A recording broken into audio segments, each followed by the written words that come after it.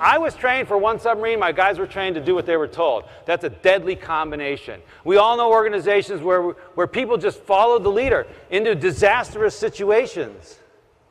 So I got my guys together and I said, hey, we got a problem here.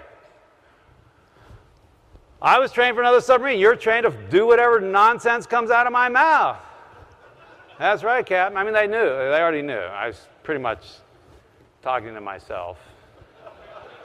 So I said, what are we going to do? What are we going to do, guys? And we talked about it. Okay, what I really wanted to do was get ready for the inspection. But we were sitting in the wardroom. We spent a couple hours. We were talking about it. And we came up with all these different things. And, well, you Captain, you just got to be smarter. You got to give better orders.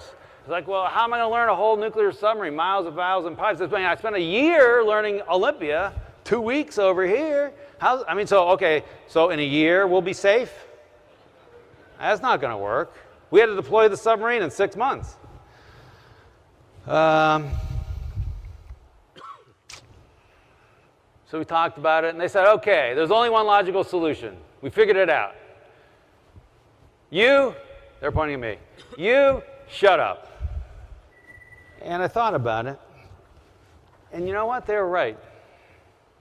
So at that point, I vowed never to give another order. And if you came down on my submarine, it would have been very confusing, because you couldn't have pointed.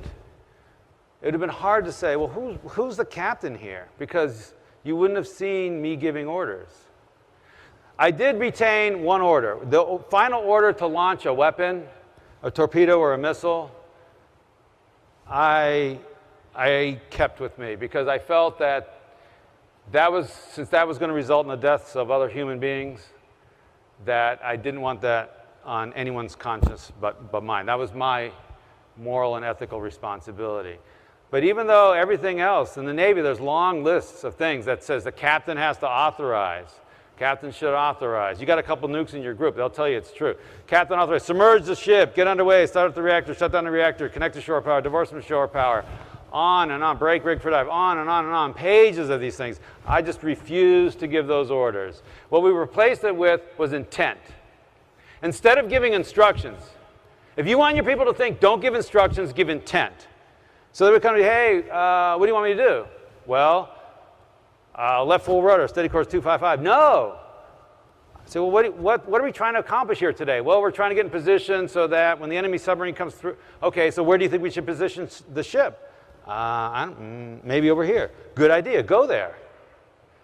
You give intent to them and they give intent to you. So my officer stopped requesting permission. And every other submarine, Captain, request permission to submerge the ship. Submerge the ship. Submerge the ship, aye. On Santa Fe, Captain, I intend to submerge the ship. Very well. And they did it.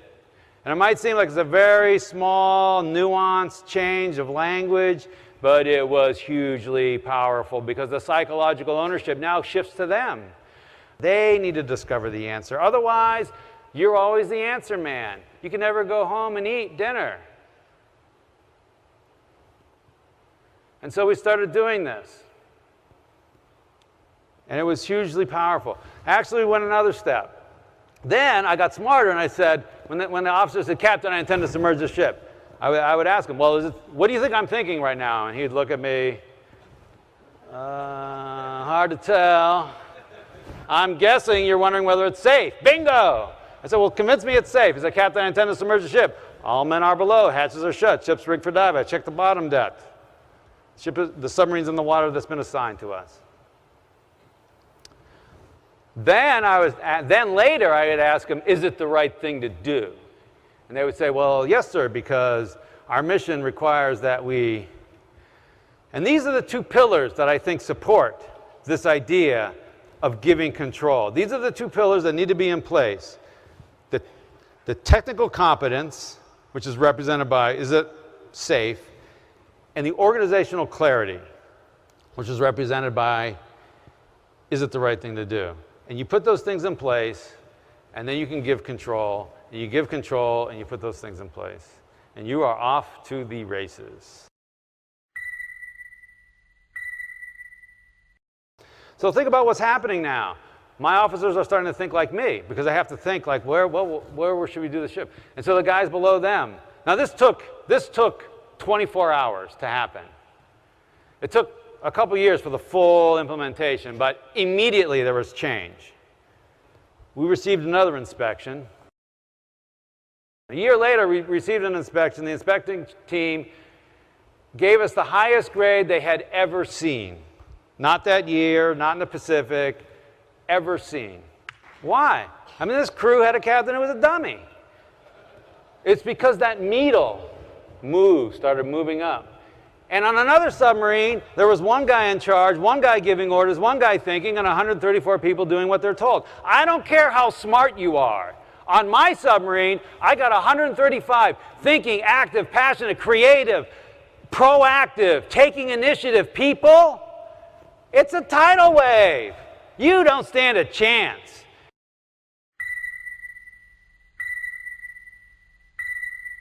Here's the solution. Move the authority to where the information is. You mean the software engineer can decide whether we ship the software? Yeah. You mean the client, my salesman can close the deal? Well, up to $1,000. No. Yes. Whatever the price? Yes. What does it take to make that happen? Now, if you're picturing a lot of people out there doing crazy things and a bunch of arrows going in a bunch of different directions, you have the wrong picture. You create the environment so that those people are out there making decisions as if the CEO were standing right behind them. And if it's not the same decision, it's actually a better decision because they have the information. And not only will you get better speed of execution because now you don't have this delay, what happens is those people feel like they matter because they're thinking. You engender thinking. You create the environment for thinking. The secret is nothing I said is hard. There's nothing hard. The only thing that's hard is you.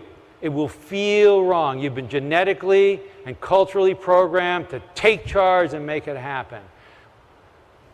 Take control and attract followers. And what you want is to give control and create leaders. It will feel wrong, and you will repeatedly start down this path if you so choose, and then you'll be angry at yourself like I was.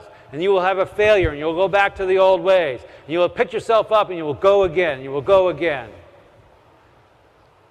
And by doing so, you will achieve the greatest thing possible.